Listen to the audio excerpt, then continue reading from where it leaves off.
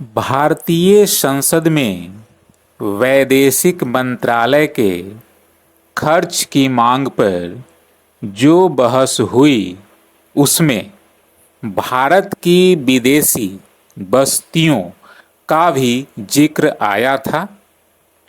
एक सदस्य ने सरकार से इनके संबंध में अधिक सतर्क और सक्रिय होने का अनुरोध किया। सरकार का ध्यान इस बात की ओर दिलाया गया कि गोवा में हबशी सैनिकों को जहाज़ों में लाद कर लाया जा रहा है और इस प्रकार एक विदेशी राष्ट्र भारत की भौगोलिक सीमा के अंतर्गत अपने पांव मजबूती के साथ जमाने की कोशिश कर रहा है। अंतर्राष्ट्रीय विग्रह के काल में विदेशी शक्तियों की भारतीय सीमाओं के भीतर उपस्थिति भारत की स्वतंत्रता और सुरक्षा के लिए खतरनाक साबित हो सकती है।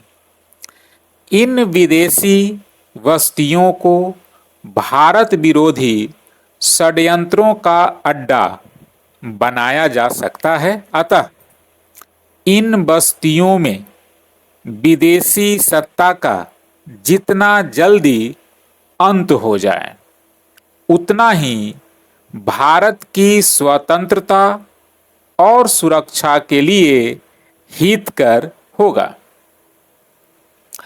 सरकार को सुझाया गया है कि संबंधित विदेशी राष्ट्रों को आखिरी चेतावनी दे देनी चाहिए कि वे एक निश्चित अवधि के भीतर इन बस्तियों पर से अपनी सत्ता को हटा लें और उन्हें भारत के हवाले कर दें।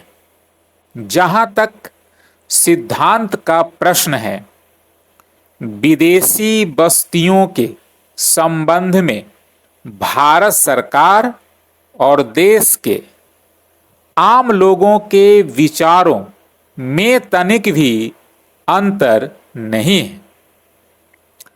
प्रधानमंत्री श्री नेहरू ने साफ शब्दों में कहा है कि विदेशी ताकतें भारतीय सीमा के भीतर अपने कदम जमाए बैठी रहें। इसे भारत कभी भी सहन नहीं करेगा। भारत जब ब्रिटेन जैसी शक्तिशाली सत्ता को, जो इस देश के अधिकांश भाग पर काबिज थी, हटा चुका है, तो स्वतंत्र भारत के लिए विदेशी बस्तियों के नगण्य प्रदेश को विदेशी ताकतों की अधीनता से मुक्त करना विशेष कठिन नहीं होगा।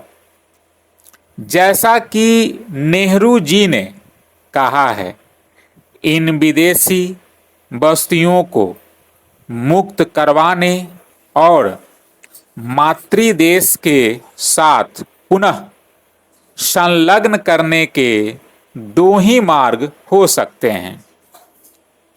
एक तो यह कि संबंधित विदेशी राष्ट्रों को अल्टीमेटम चेतावनी दे दिया जाए कि अमुक अवधि के भीतर वे अपनी सत्ता को यहाँ से हटा लें, और यदि वे ऐसा न करें तो ताकत के जरिए उन्हें हटाने का उपाय करें। दूसरे शब्दों में युद्ध का आश्रय ले।